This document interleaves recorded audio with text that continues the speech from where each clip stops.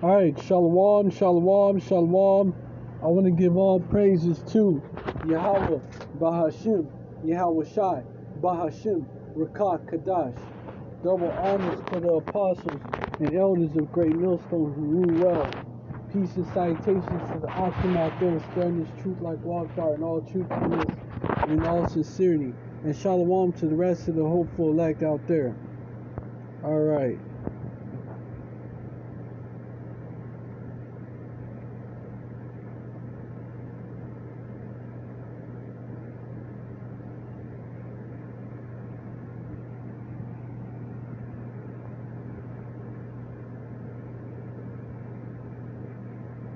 We'll get to this article.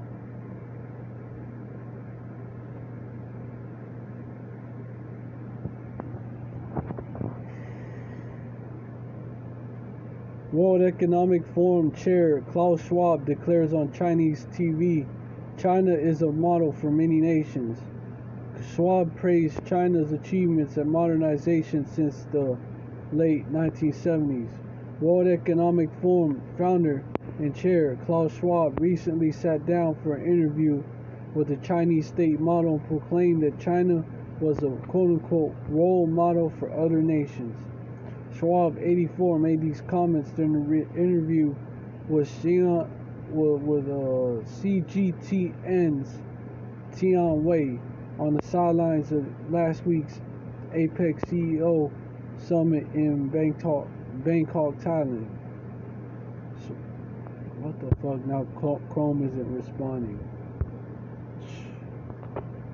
Schwab said he respected China's tremendous achievements at modernizing its economy over the last 40 years. I think it's a role model for many countries, Schwab said, before qualifying that he thinks each country should make its own decision about what system it wants to adapt. Quote unquote, I think we should be very careful in imposing systems, but the Chinese model is certainly a very attractive model for quite a number of countries, quote unquote, Schwab said. Schwab did not elaborate on what aspects of the Chinese model appealed to him, nor which ones would be beneficial to other countries. China is governed by the absolute rule of the Chinese Communist Party, CCP, which does not allow people to practice the religion or belief of their choice, and has no tolerance for dissent or criticism. In 2014, the CCP announced a moral ranking system whereby individuals, government organizations, and companies are ranked based off social credit.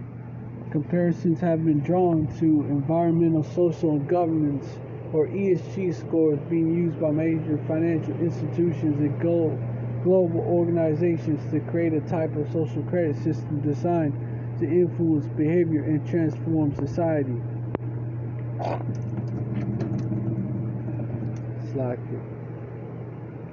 Schwab wrote in 2019 that ESG scores are necessary for stakeholder capitalism.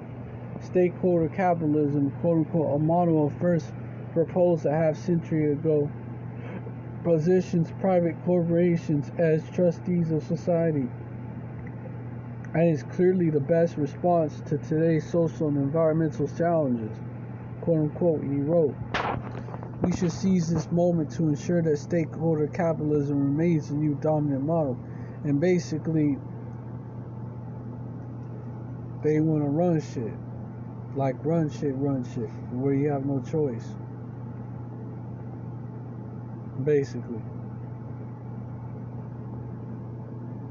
In 2020, without any accountability or transparency, the Chinese government ran through a national security law for Hong Kong, which critics say gave authorities a pretext to brutally crack down on pro-democracy activists. More recently, Western countries have accused China of sweeping at least 1 million Uyghur and other ethnic minorities into detention camps, where many have said that they were tortured, sexually assaulted, and forced to abandon their language or religion. Beijing has denied these accusations as a fabrication cooked up by Western nations, which it's true they do lie, but at the same time, the Chinese model is being praised by Klaus Schwab. And the reason why I'm bringing this up again is because of this right here.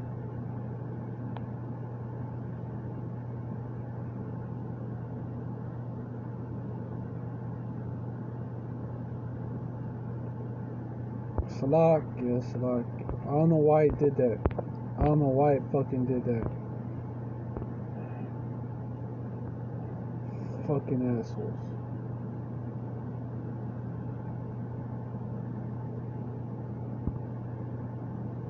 This is what I'm gonna do. Just look it back up.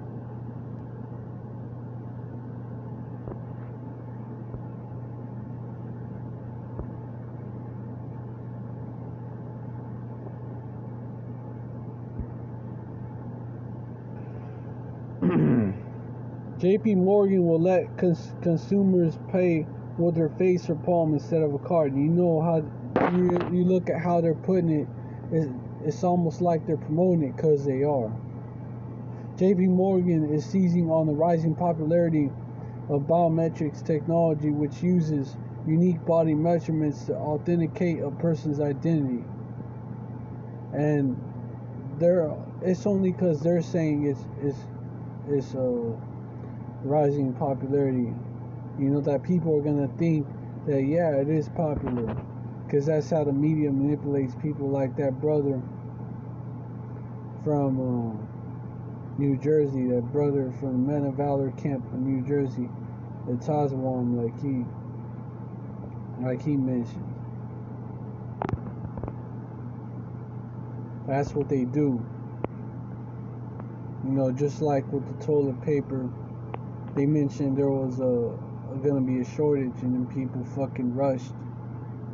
And we're gonna need a lot of toilet paper. It's gonna be a shortage, and people rushed to the stores, to buy up like pretty much all the toilet paper, and then there was a shortage. That's an example, like the brother mentioned. But JP Morgan Chase and Co. is planning to test this new technology that will let customers pay with their palms or faces at certain U.S. merchants. The bank,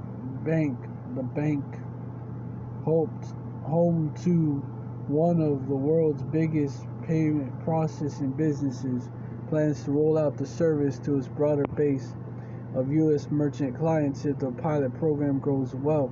According to a statement Thursday, the pilot may include a Formula One race in Miami as well as some brick-and-mortar stores.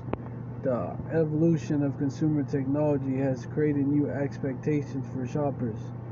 John Market Danpoint, head of omni-channel solutions for JP Morgan's payments business, said in a statement. Merchants need to be ready to accept these new expectations, quote unquote. JP Morgan is seizing on the rising popularity of biometrics technology. According to them, the popularity is rising, according to them, which uses unique body measurements to authenticate a person's identity. That the technology is expected to account for roughly 5.8 trillion in transactions and 3 billion users by 2026, JP Morgan said, citing good intelligence. Here's how it works.